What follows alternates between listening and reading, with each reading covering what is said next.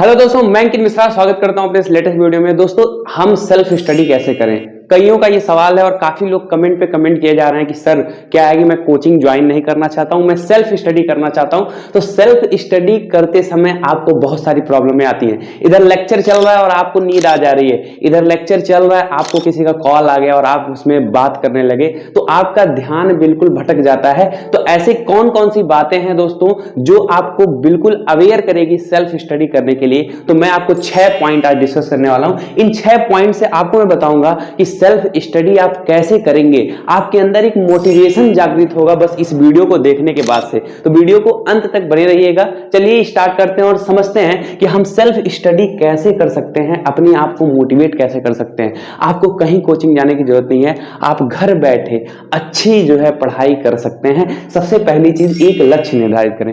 आपके पास एक गोल होना चाहिए दोस्तों।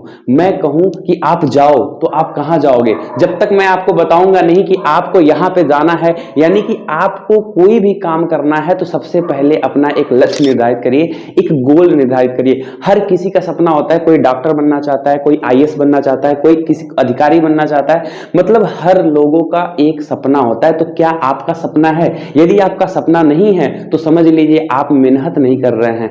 आपको यदि स्मार्ट वर्क करना है तो आपको एक गोल निर्धारित करना पड़ेगा, एक आपका सपना होना चाहिए। और जब आपका सपना बन जाए तो आप टाइम शेड्यूल बनाइए, अपने आप को टाइम के अनुसार ढालिए। आप कब उठते हैं, कब सोते हैं, कब खाते हैं, ये सारी जानकारी आपको खुद होनी चाहिए। आपको पढ़ना कब है ये जानकारी आपको होनी चाहिए। आप एक टाइम टेबल बनाइए कि हमें डेली कम से कम नहीं कुछ तो 5 घंटे पढ़ने ही पढ़ने हैं, और किस टाइम में कौन सा सब्जेक्ट पढ़ना है, किस समय में आपको क्या करना है। आप छोटे छोटे ब्रेक भी ले सकते हैं टाइम टेबल में। तो सबसे मुख्य बात होता है टाइम टेबल को बनाना। टाइम टेबल कैसे बनाया जाता है वो अगर जानना चाहते हैं तो कमेंट करिए, इस पर मैं अलग से वीडियो डालूंगा। उसके बाद जब दोस्तों आपका टाइम टेबल बन जाता है तो पढ़ते समय आपका ध्यान बिल्कुल भी भटकना नहीं चाहिए। ऐसा क्या किया जाए दोस्तों? क्या होता है कि पढ़ते समय जब हम पढ़ रहे होते हैं तो आपके दिमाग में आता है कि इंस्टाग्राम पे वो मैसेज कर रही है, तो आपका ध्यान भटक जाता है, आप चले जाते हो इंस्टाग्राम पे। व्हाट्सएप पे आपको ख्याल आता है कि कहीं व्हाट्सएप पे तो किसी का मैसेज नहीं आ गया, तो ऐसे में ध्यान आपका भटक जाता है। तो कोशिश यही करिए कि अपने मोबाइल को आप पढ़ते समय फ्लाइट मोड में डाल दीजिए। आप एक क्राइटेरिया बना लीजिए, जो भी आपके दोस्त हैं, जो भी आपके मित्र हैं, रिलेशन है, सबको बोलिए कि मेरा ये स्टडी टाइम है, मैं 5 घंटे बिल्कुल पढ़ाई करना चाहता हूं और इस समय में कोई मुझे कॉल ना करे, कोई मैसेज ना करे। और उस समय कोशिश करिए कि आपका जो मोबाइल फोन है वो फ्लाइट मोड में है, तो आप बहुत ही इजीली पढ़ पाएंगे, क्योंकि फोन ही एक ऐसा चीज है जो आपको डिस्ट्रैक्ट करता है। तो फोन में आप बिल्कुल भी इंगेज मत रहिए। फोन से जितना दूरी बन सके उतना दूरी बनाइए। अगर फोन एक अच्छा माध्यम है पढ़ाई का, तो फोन एक बुरा माध्यम है आपको डिस्ट्रैक्ट करने का भी। तो फोन से बिल्कुल भी आपको दूरी बना के रखनी है पढ़ते समय। और लेक्चर के लिए आप फोन यूज कर सकते हैं, लेकिन फोन को कोशिश करिए लेक्चर डाउनलोड कर लीजिए फ्लाइट मोड में डाल के, तब उस डाउनलोड लेक्चर को पढ़ाई करिए। ठीक है, बात करते हैं दोस्तों कॉन्सेप्ट को समझें, बिल्कुल रटे नहीं। देखिए हर चीज में क्या होता है ना कि आपको लॉजिक और कॉन्सेप्ट होता है। कोई भी आप सब्जेक्ट पढ़ रहे हैं, चाहे वो फिजिक्स हो, केमिस्ट्री हो, मैथ हो, उसकी अंदर की गहराई तक जाइए, बिल्कुल उसको समझने की कोशिश करिए। देखिए मैं क्या करता हूं दोस्तों, 3 साल से यूट्यूब पे वीडियो बना रहा हूं। मैं कोई भी चीज पढ़ता हूं ना तो उसको यूट्यूब पे आकर के एक बार अपलोड कर देता हूं, पढ़ा देता हूं। मैंने यही सीखा है अपनी लाइफ में कि यदि आपको कोई चीज सीखना है, यदि आप कोई चीज पढ़ रहे हो, तो आप यह समझ के पढ़ो कि मुझे वो चीज किसी को पढ़ाना है। आप ये बिल्कुल समझ के मत पढ़ाई करिए कि मुझे वो चीज सीखनी है। यदि आप ये सोच के पढ़ेंगे कि ये चीज मैं पढ़ रहा हूं वो मैं किसी और को पढ़ाऊंगा, तो आप बहुत ही अवेयर के साथ पढ़ेंगे। तो एक अच्छा तरीका है कि आप किसी भी चीज को बहुत ही बारीकी से समझ सकते हैं, यदि आप ये सोच के पढ़ाई करें कि मुझे पढ़ना है किसी को पढ़ाने के लिए। तो आई होप ये क्लियर हो गया होगा आपको।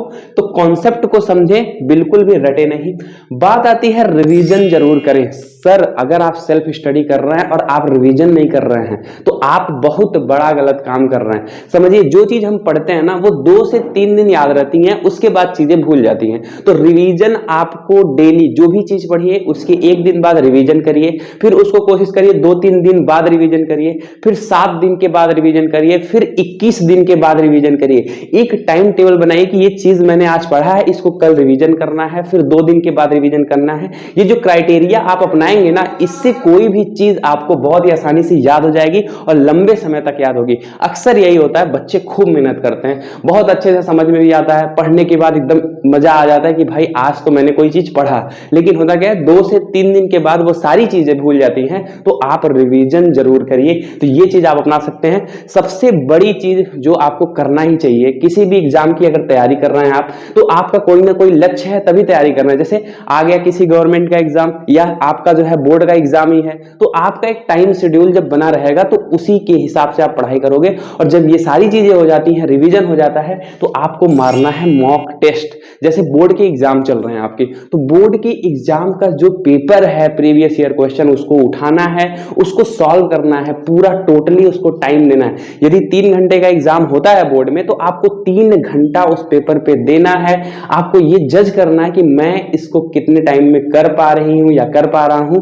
तो इससे आपको एक अनुभव होगा, एक्सपीरियंस होगा और आपके अंदर का डर खत्म होगा। तो मॉक टेस्ट बहुत ही जरूरी है। यदि गवर्नमेंट की तैयारी कर रहे हैं आप एग्जाम की, तो आपको जिस भी गवर्नमेंट एग्जाम की तैयारी कर रहे हैं, टेक्स्ट बुक पे आपको मॉक टेस्ट मारना चाहिए, प्रीवियस ईयर क्वेश्चन को सॉल्व करना चाहिए। इस तरीके से आप अपने सेल्फ स्टडी को बिना किसी कोचिंग ज्वाइन किए आप मजबूत कर सकते हैं। दोस्तों, कभी भी आपको यदि नींद आ रही है, देखिए सबसे बड़ी कहानी यही होती है, बच्चों को नींद आने लगती है, लेक्चर चल रहा है नींद आ गई।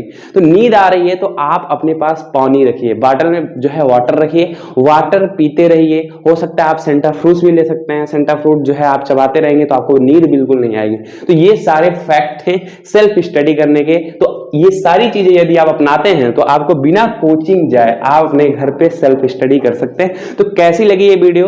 अगर आपको थोड़ा सा भी मोटिवेशन मिला हो इस वीडियो से, तो आप वीडियो को लाइक कर सकते हैं। और आपको किस टॉपिक पे वीडियो चाहिए, मतलब किस टॉपिक से रिलेटेड वीडियो चाहिए, कमेंट करके बताइए, मैं उस टॉपिक पे वीडियो डालूंगा। मिलते हैं नेक्स्ट वीडियो में पूरे जोश एनर्जी के साथ। तब तक के लिए जय हिंद, जय भारत। पढ़ते रहिए, हंसते रहिए और मुस्कुराते रहिए।